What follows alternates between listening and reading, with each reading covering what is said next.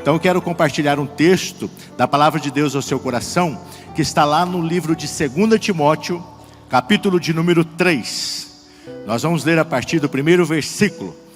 É um texto forte, irmão. Esse tema, preparando a igreja para a volta de Cristo. Jesus está voltando, amém?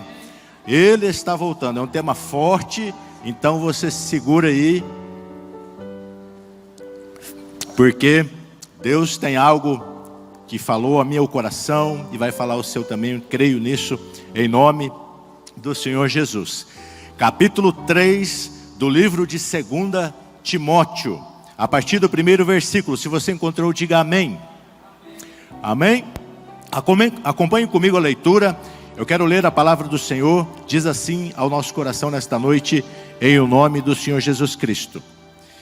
Sabe, porém, isto: nos últimos dias sobrevirão tempos difíceis, pois os homens serão egoístas, avarentos, jactanciosos, arrogantes, blasfemadores, desobedientes aos pais, ingratos, irreverentes, desafeiçoados, implacáveis, caluniadores, sem domínio de si, cruéis, inimigos do bem, traidores, atrevidos, enfatuados, mais amigos dos prazeres que amigos de Deus, tendo forma de piedade, negando-lhe entretanto o poder.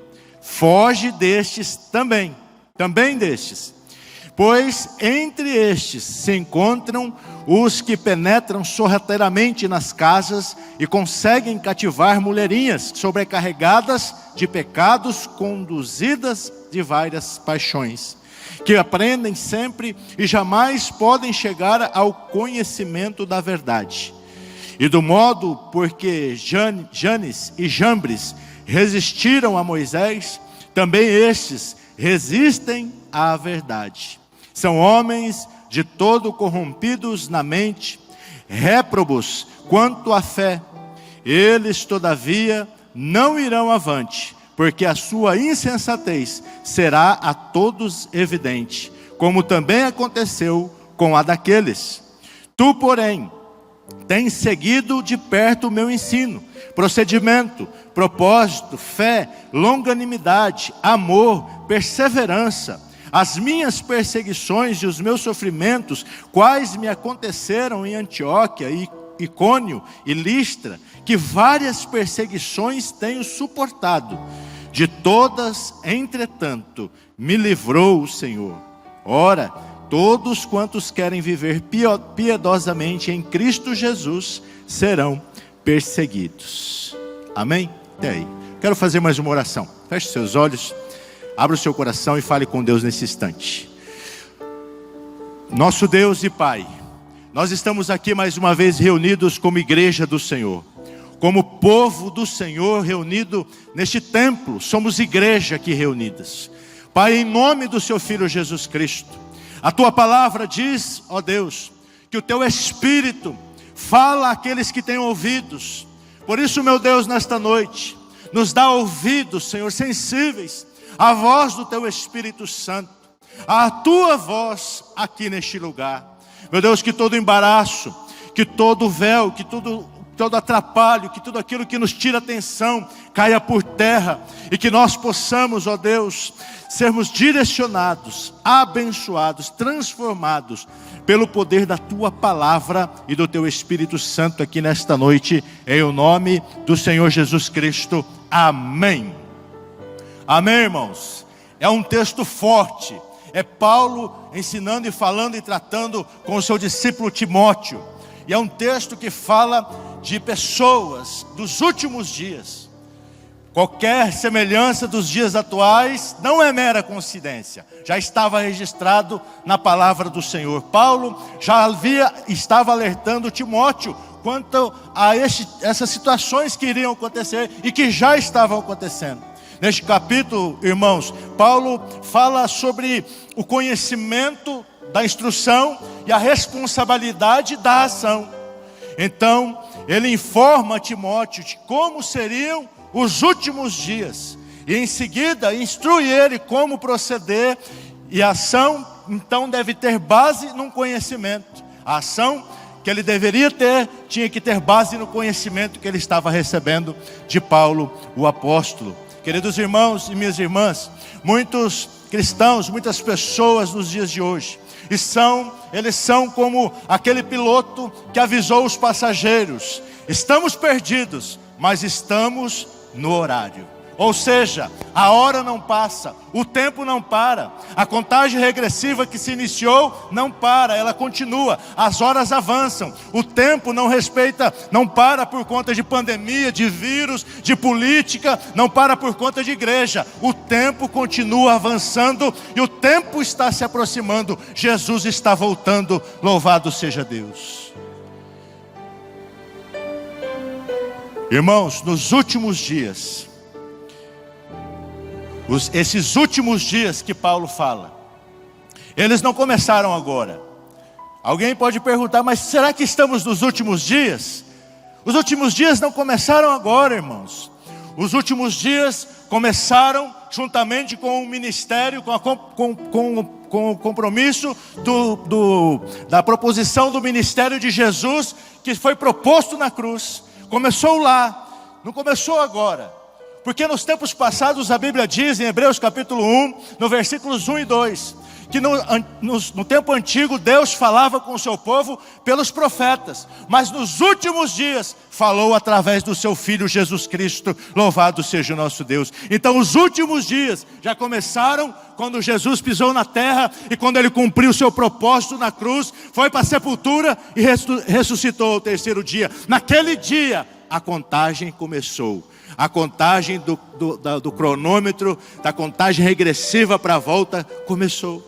E é por isso, irmãos, que lá na igreja primitiva, na igreja antiga, os irmãos da fé, os patriarcas da fé, eles bradavam: Maranata, ora vem Senhor Jesus. Por quê? Porque eles esperavam Jesus voltar naquele tempo, naquele dia, naquela hora. A Bíblia diz que ninguém sabe, é num piscar de olhos que ele vai voltar. Pode ser agora, irmão, pode ser daqui 15 minutos, 10 minutos, 1 hora, 10 dias, 10 anos, 1000 anos, ninguém sabe. Mas ele vai voltar para a glória de Deus. Então, esses tempos, esses dias são chamados de últimos dias, porque é neles que Deus completa os propósitos para o seu povo. E uma vez, queridos irmãos, que o nosso Senhor ainda não voltou para cumprir o encerramento do propósito. Muitas pessoas, algumas ou muitas pessoas, elas dormem. Outras pessoas, elas acham que ainda está muito longe. Outras tantas pessoas, elas escarnecem da promessa. Elas acham que essa promessa é uma fraude, que Jesus não vai voltar, que essa promessa não vai acontecer. Mas eu quero te dizer mais uma vez aqui nesta noite, em nome do Senhor Jesus, Ele prometeu e Ele vai voltar em nome de Jesus. Ele disse no livro do Apocalipse: eis que venho sem demora, o nosso Deus vem sem demora. Ele vai voltar, e quando Ele voltar, todo olho verá. Então, queridos irmãos, nós temos que nos preparar. O dia do preparo não é amanhã, não é depois, é hoje, é agora. Já estamos atrasados. Temos que nos preparar constantemente, porque dentro desse período dos últimos dias haverá tempos, ou seja, épocas de diferentes tipos.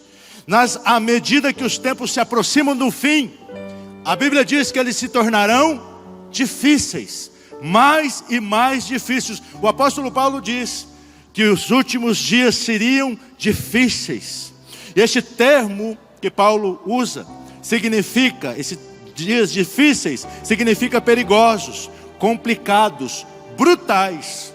Para se ter uma ideia, essa é a mesma palavra que foi usada para descrever o endemoniado gadareno, que Jesus libertou em Gadara. de tão complicados, de tão difíceis que seriam esses dias. Queridos, sem dúvida, essas características reveladas e faladas não começam agora, não são dos dias atuais apenas. Elas começaram a se manifestar já nos dias de Paulo.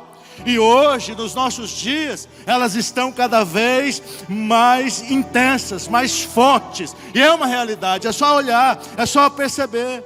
Não se trata apenas de mais pessoas no mundo.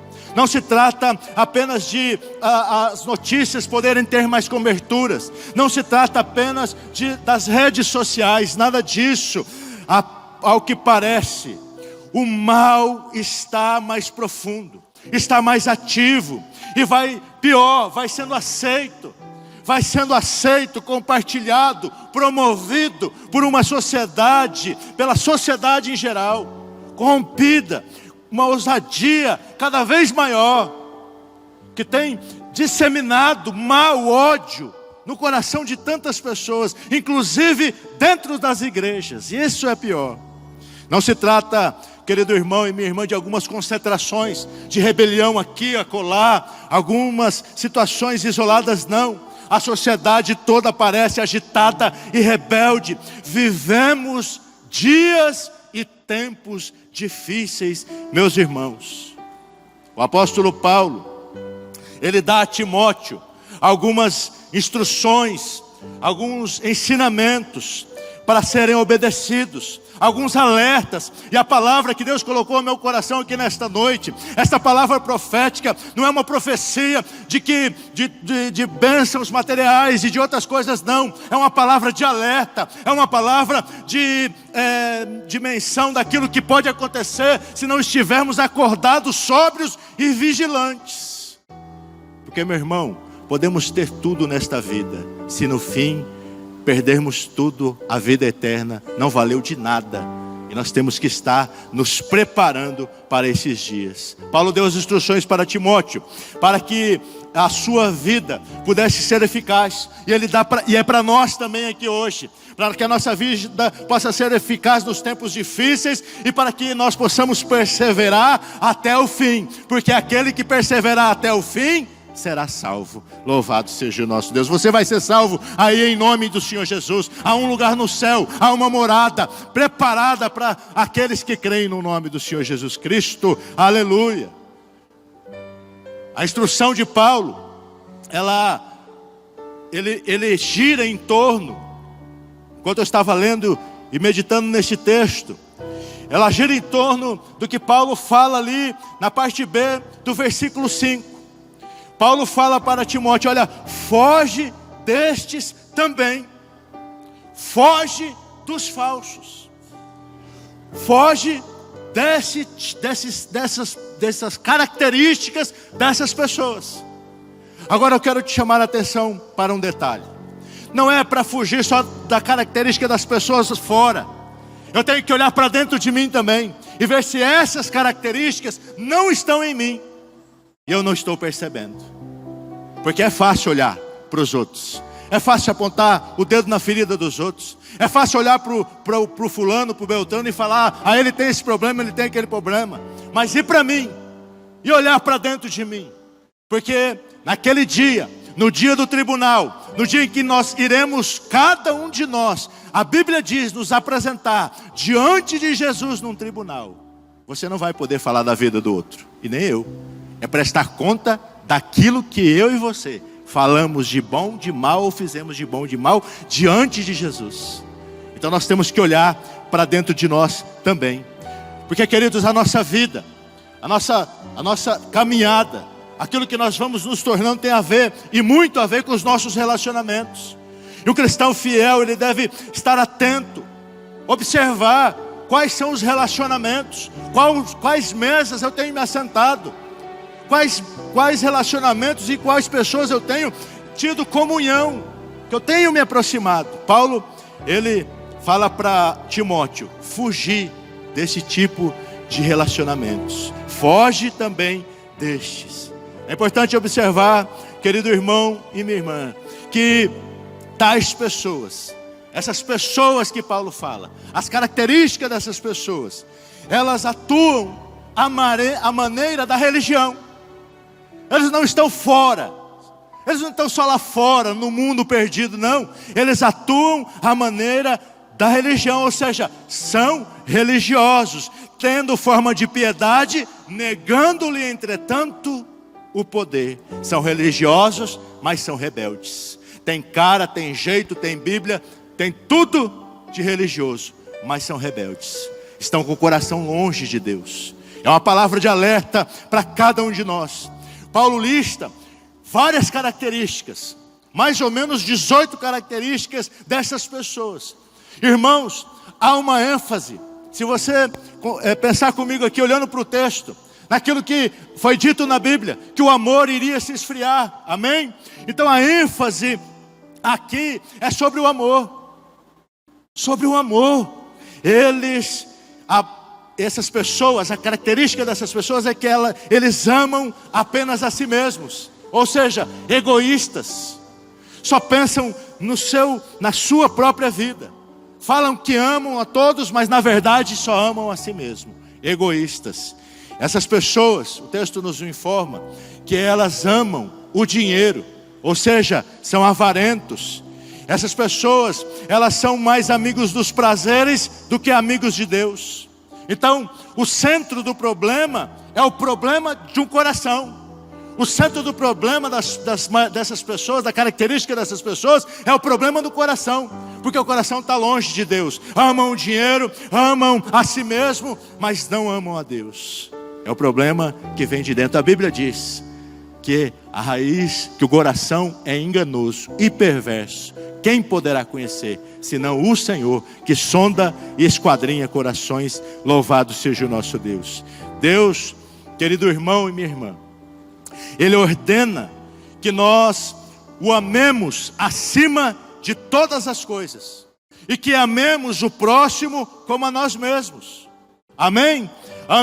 Porque nós amemos a Deus sobre todas as coisas e ao próximo como a nós mesmos.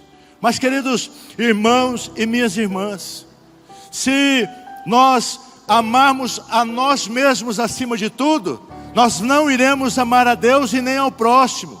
Irmãos, neste universo existe Deus, existe as pessoas e existe as coisas. Então nós devemos adorar a Deus, amar as pessoas e usar as coisas. Amém? Isso é o princípio bíblico. Mas se nós começarmos a adorar a nós mesmos, se nós começarmos a amar somente a nós mesmos, nós iremos deixar Deus de lado e vamos começar a amar as coisas e vamos usar as pessoas. E muitas pessoas estão agindo assim. E essa é a fórmula para uma vida infeliz, de uma infelicidade. E infelizmente, queridos irmãos e minhas irmãs, essa é a característica de muitas pessoas, fora e dentro da igreja. Fora e infelizmente dentro da igreja. Irmãos, o anseio mundial por coisas materiais, é apenas um dos sinais de que o coração das pessoas está longe de Deus. É evidente que se alguém amar e adorar a si mesmo, o resultado final é o orgulho, é a arrogância, é a prepotência. A Bíblia diz no Gênesis: como Deus, sereis conhecedores do bem e do mal. Essa foi a proposta, essa foi a oferta de Satanás para Eva. E em consequência disso, as pessoas, a Bíblia diz, Romanos 1:25, mudaram a verdade de Deus em mentira. Irmãos, o ser humano se tornou Deus, seu próprio Deus. Os seres humanos, a criatura passou a ser o Criador. Paulo diz que essas pessoas são jactanciosos. O que é isso? Arrogantes, prepotentes, orgulhosos. Isso é jactancioso. São blasfemadores, dados a palavras desdenhosas, mordazes. Ele diz que essas pessoas são desobedientes aos pais. Isso indica que essa apostasia dos últimos dias afeta a família, afeta a unidade básica familiar. Os filhos são ingratos e não dão valor àquilo que os pais fizeram por eles. São irreverentes, o apóstolo Paulo diz, em sua atitude para com os pais. Honra o teu pai e a tua mãe não é mais um princípio amplamente aplicado, ensinado e mais respeitado pela maioria das pessoas. A palavra que Paulo usa para desafeiçoados, irmãos, é a tradução de um termo que descreve a ausência do amor familiar. O amor da família. Nos dias de hoje, não é segredo, não está acobertado para ninguém, que há um ataque voraz, cruel, direcionado à família. De um tudo estão tentando destruir a sua família, mudar os conceitos, os princípios.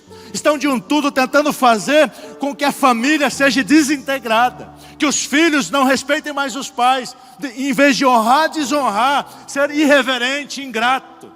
É isso que estão tentando fazer, com ideologias que foram infiltradas aí na educação em tantos lugares. Amém, queridos? Essa situação das famílias, ela vai se refletir na cidade, no bairro, na igreja, na cidade, no estado e no país. Nós podemos ver as características desses tempos difíceis, meus irmãos e minhas irmãs. Infelizmente, não só nos lares, porque começa nos lares. É estratégia diabólica de Satanás. Afeta a família, afeta o lar. Então começa no lar, mas não está mais no lar só. Está afetando também a sociedade, está afetando o mundo dos negócios e até mesmo dentro das igrejas. Quantas igrejas, quantas notícias, quantas situações que nós não ouvimos e vemos e presenciamos dentro das igrejas. Então não está mais só nos lares. Paulo continua dando características dessas pessoas dos últimos dias. Ele usa o adjetivo implacáveis. Descreve pessoas que não se preocupam, não procuram e não se preocupam em entrar em acordo. São implacáveis, são inflexíveis, são irreconciliáveis. E devem e querem fazer tudo do seu jeito, tudo do seu modo. Se não for do seu jeito, do seu modo, então não dá, não vai. A fim de defender a sua posição, a fim de defender aquilo que elas pensam, tornam-se caluniadores ou falso acusadores. Tentam destruir a reputação dos outros. Infelizmente, irmãos, nós podemos observar essas atividades no meio da cristandade, da irmandade, das igrejas também. E mais, líderes cristãos que ficam aí acusando uns aos outros nas páginas das suas publicações, nas redes sociais. Paulo também fala que essas pessoas seriam sem domínio de si. É o mesmo que sem autocontrole. O lema da sociedade atual é: faça o que você quiser, aproveite a vida. Não só de hoje, já vem de um tempo. Faça o que você quiser, aproveite a vida, experimente tudo. Nós somos livres, temos liberdade. Esse negócio de lei, de coisas, é coisas do passado. Nós somos livres, nós temos liberdade, podemos fazer o que quiser. Este é o lema da sociedade atual. Essa falta de domínio próprio revela-se de várias maneiras. E uma delas é o que Paulo fala, que essas pessoas se tornaram cruéis. Significa indomados, brutais. Quando as pessoas não conseguem ter as coisas ao seu modo, da sua maneira, elas se tornam violentas como animais selvagens. Em vez de honrarem o que é bom, Paulo diz que essas pessoas são inimigos do bem e honram o que é mal. Na sociedade de hoje, queridos irmãos e minhas irmãs, os padrões de certo e errado estão sendo distorcidos, se não destruídos. E a Bíblia diz, Isaías 5:20: ai dos que ao mal chamam bem, e ao bem de mal. Ai deles, a palavra de Deus diz. Paulo usa ainda um outro adjetivo, chamando essas pessoas, falando que essas pessoas seriam traidores. Descreve pessoas desleais, não dignas de confiança. Para elas, nem as amizades, nem parcerias importam, nada disso. Mentem, quebram as promessas, quebram as alianças, sempre que isso ajuda elas a conseguirem aquilo que elas querem e desejam, no seu próprio egoísmo e na sua própria forma de pensar. Paulo diz que essas pessoas seriam atrevidos. Significa que essas pessoas são temerários, precipitados, que agem sem refletir, com cuidado. Paulo não está condenando, não está indo contra a uma aventura, a um propósito, a um empreendimento honesto, debaixo de princípios. Não é isso que ele está indo contra. Ele está falando sim contra um empreendimento insensato, que quebra princípios, que foge dos princípios estabelecidos. É isso que ele está falando. Ele fala que essas pessoas seriam enfatuados. Escreve pessoas cheias de si. Eu sou bom, eu sou o cara, eu sou o top das galáxias. Esse é um termo mais novo, sou top das galáxias. A última bolacha do pacote, esse é mais antigo. Eu sou o bom, enfatuado. É sinônimo de presunçoso. Uma pessoa presunçosa. Paulo diz que as pessoas seriam mais amigos dos prazeres do que amigos de Deus. Ele não está sugerindo que nós devemos escolher entre prazeres e Deus, meu irmão, não é nada disso. Pois quando nós vivemos para Deus, nós vamos desfrutar dos maiores prazeres que alguém pode ter, e sem culpa, sem prisão, no nome de Jesus. Amém, queridos? Sem culpa. Então a escolha é outra. A escolha é entre amar o prazer e amar a Deus. Se amarmos a Deus, desfrutaremos da plenitude nesta vida agora terrena e na eternidade. Louvado seja Deus. Mas os prazeres do pecado são fugazes, são passageiros, são efêmeros. Ninguém pode negar, queridos irmãos e minhas irmãs, que vivemos num mundo obcecado pelo prazer. Mas tal prazer não passa de entretenimento superficial, não passa de uma fuga dos problemas, não promove enriquecimento interior e nem dá alegria. Ao contrário, aprisiona, oprime, traz tristeza e depressão.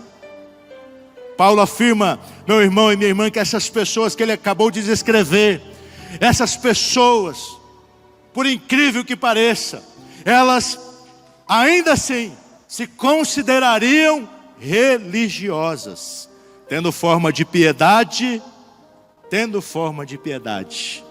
indica a aparência de religiosidade, e não de uma fé genuína, cristã e verdadeira.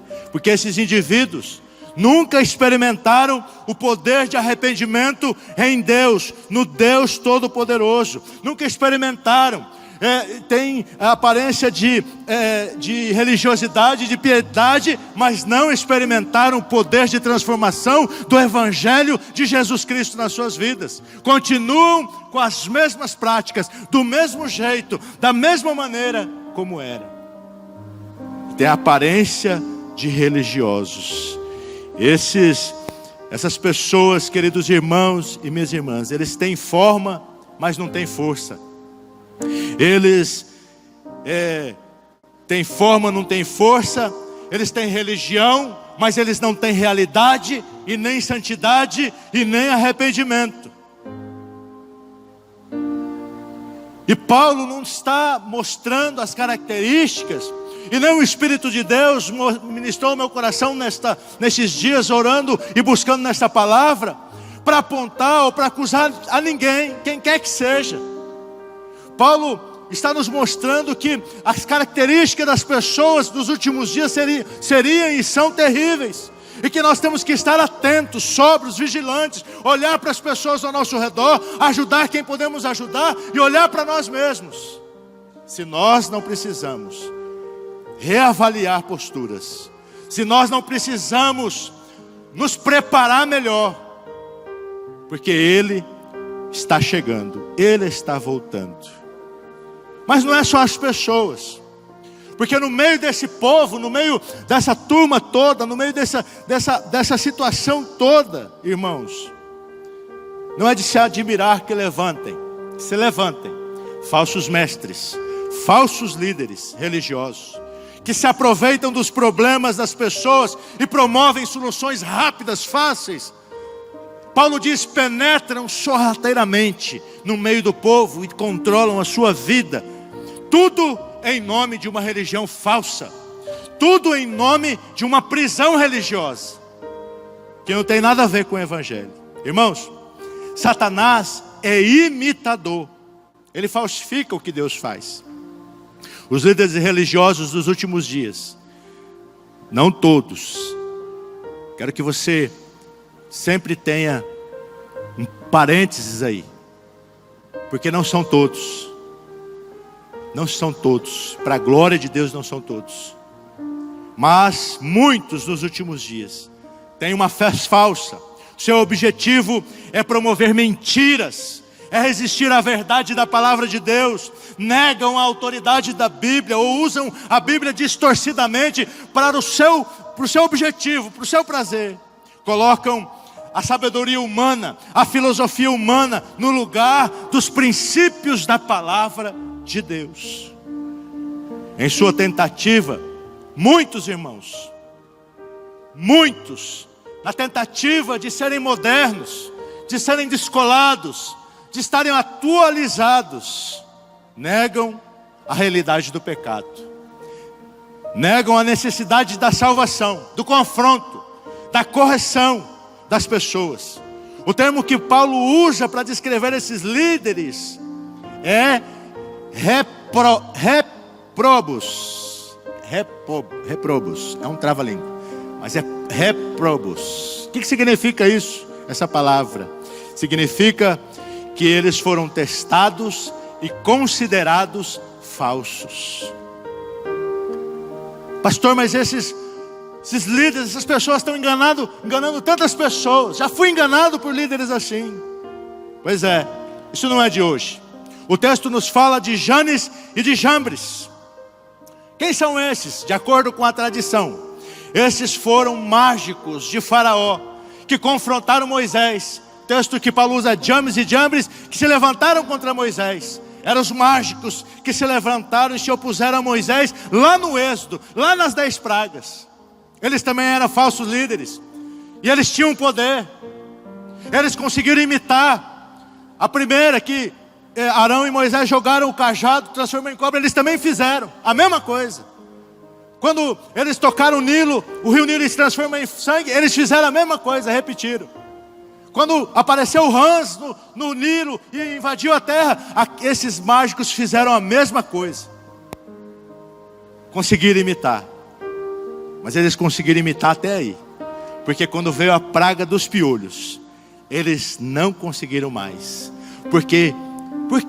Porque foram desmascarados pelo Deus Altíssimo, Eterno e Todo-Poderoso. Então, me escute nesta noite aqui, meu irmão e minha irmã. Sim, tem líderes, pessoas religiosas, existem falsos mestres, existem mágicos, encantadores que estão como infiltrados no meio do povo de Deus. Mas essas pessoas, como foram desmascarados nos tempos antigos, Deus vai desmascarar essas pessoas, e já tem desmascarado falsos líderes aí, ao redor de todo o Brasil, para a glória do nome dele.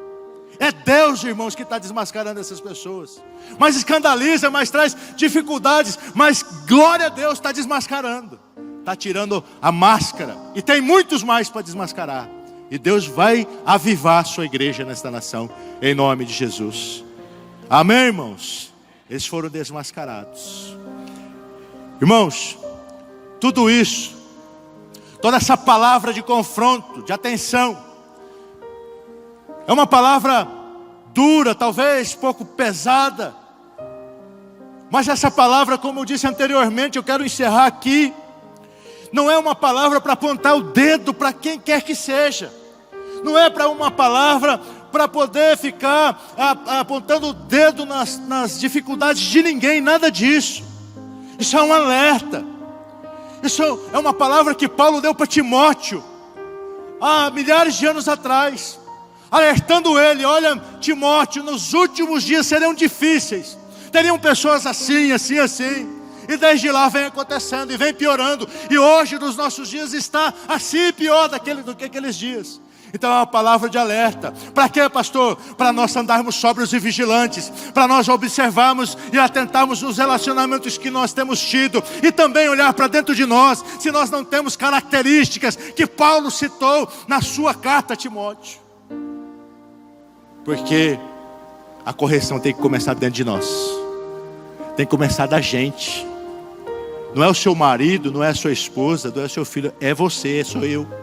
Somos nós que temos que observar essas características. Poxa, será que não sou eu que estou sendo assim? Será que eu não estou sendo orgulhoso? Será que eu não estou sendo mentiroso? Será que eu não sou jactancioso, arrogante, prepotente? Será que eu não quero que as coisas sejam só do meu jeito, da minha maneira?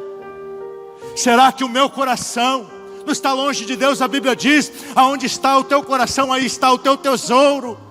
Será que o meu coração não está nas coisas, no dinheiro? O meu coração não está em mim mesmo? Será que o meu coração não está numa idolatria? Não, pastor, eu não adoro imagem. Irmãos, idolatria não é só adorar imagens. Idolatria é tudo aquilo que tira a glória de Deus. O lugar de Deus na sua vida é idolatria. Tem pessoas que idolatram os filhos, que idolatram o carro, que idolatram a empresa, que idolatra muita coisa. Tudo vem no lugar e na frente de Deus. Então a palavra, meus irmãos, não é de acusação, não é de peso, não é para trazer um peso extra sobre os seus ombros nestes dias, não. É uma palavra de alerta, é uma palavra que está escrita na Bíblia Sagrada.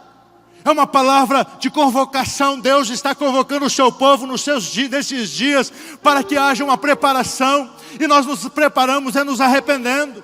Essa palavra já começou desde o início do ministério de Jesus. Antes, quando João Batista começou ali preparando o caminho, ele já começou a pregar: arrependei-vos e convertei-vos, porque é chegado o reino dos céus. Quando Jesus assumiu, quando ele começou o seu ministério, lá em Mateus, ele prega: arrependei-vos e convertei-vos, porque é chegado o reino dos céus. Aleluia.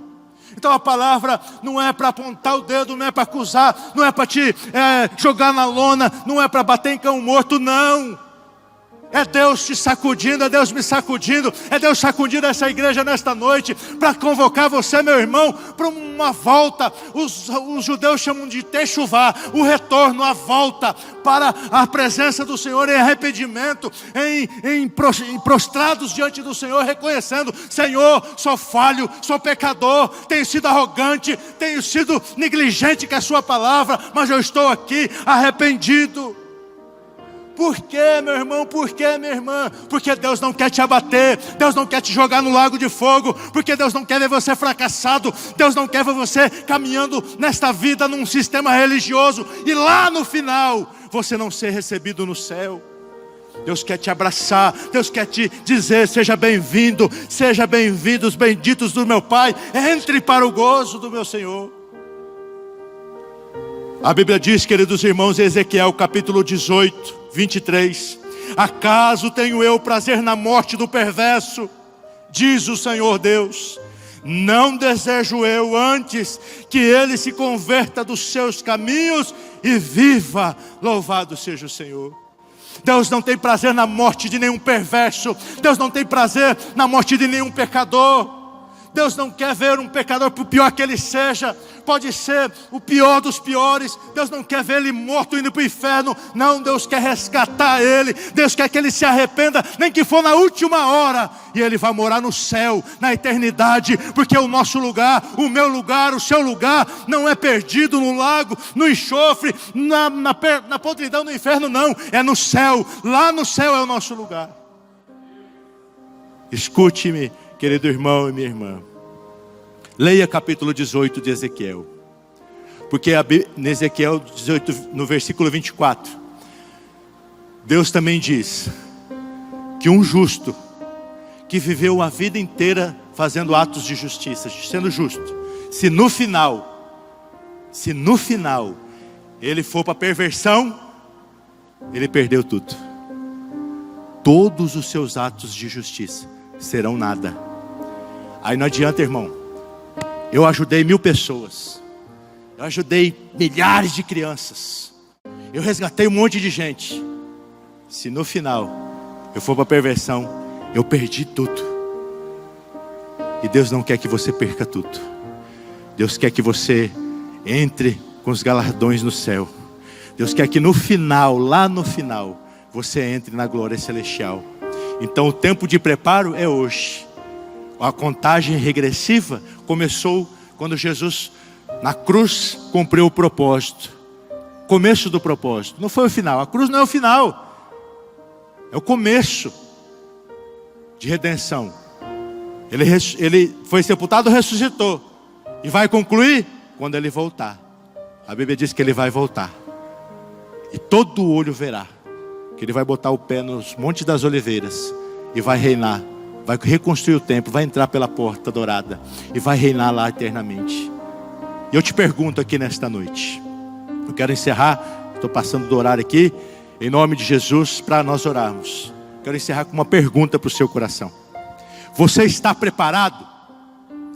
Minha irmã, você está preparada? Se cumprir o que a Bíblia diz agora. Nós queremos que a Bíblia é a palavra de Deus, amém? A Bíblia é a verdade de Deus. E a Bíblia diz que Jesus vai voltar num piscar de olhos. Se Ele voltar agora, eu vou para o céu. Jesus eu vou me encontrar com Ele nos ares. Ou temos alguma dúvida? Ou será que algo me tira a certeza? Eu quero te dizer 2 coisas. Primeira, não aceita a acusação de Satanás. Ele é que acusa e tenta te oprimir e tenta te jogar um peso que não é seu. E a segunda, se arrependa e se converta. O arrependimento não é só num dia, quando você entregou a vida para Jesus. Porque, irmãos, alguém aqui conseguiu deixar de fazer um pecado depois que aceitou Jesus? Depois que batizou? Depois que entrou em ministério? Depois que foi ungido? Alguém deixou de pecar? Então nós temos que nos arrepender todos os dias. Porque todos os dias as misericórdias do Senhor se renovam a cada manhã. Amém, irmãos? Eu quero te convidar nesta noite a se colocar de pé. Num ato de fé, eu quero orar por você. Você que me ouviu nesta noite, foi de alguma maneira confrontado, teve alguns pensamentos, lembrou de algumas situações na sua vida que precisam de arrependimento. Hoje, essa palavra profética é uma palavra de arrependimento, de preparo, porque o preparo para a volta de Jesus é arrependimento dos seus maus caminhos. Porque arrependendo dos maus caminhos, nós vamos no caminho para o céu. Então eu quero te convidar nesta noite. Não dá para chamar aqui para frente, mas aí no seu lugar. Se você tiver um lugar de arrependimento aí no seu coração, que você coloque esse pedido de perdão para fora aí diante do Senhor. Se você for tocado pelo Espírito Santo, se precisar chorar, se precisar entregar, meu irmão, não segura não. Esta noite, minha irmã, é noite de colocar para fora, de haver uma limpeza, de haver uma entrega, de haver um sacrifício. Entrega esse pecado, entrega esse lugar de confusão na sua vida diante do Senhor, em nome do Senhor Jesus. Meu Deus e meu Pai, eu oro aqui nesta noite, meu Deus, e oramos aqui nesta noite como igreja do Senhor. Meu Deus, em nome de Jesus Cristo, nós reconhecemos e eu reconheço aqui, Senhor, diante do seu altar, os meus erros, falhas, os orgulhos, as arrogâncias, as prepotências. Ah, meu Deus, em nome de Jesus, tem misericórdia. Em nome de Jesus, Pai. Em nome de Jesus, olha para o nosso coração, Espírito Santo, sonda. Ah, Senhor, passa em continência, passa em revista, Senhor, dentro de nós. Meu Deus, em nome do Senhor Jesus, Pai. Nos perdoa, Senhor. Perdoa o teu povo. Perdoa essa cidade. Perdoa, meu Deus, esse país, essa nação. Perdoa, Senhor. As nossas vidas, perdoa, Senhor. Perdoa as famílias. Perdoa o filho rebelde. Perdoa, meu Deus, a ingratidão. Perdoa-nos, Senhor. Meu Deus. Senhor, o que seríamos de nós se não fosse o Senhor?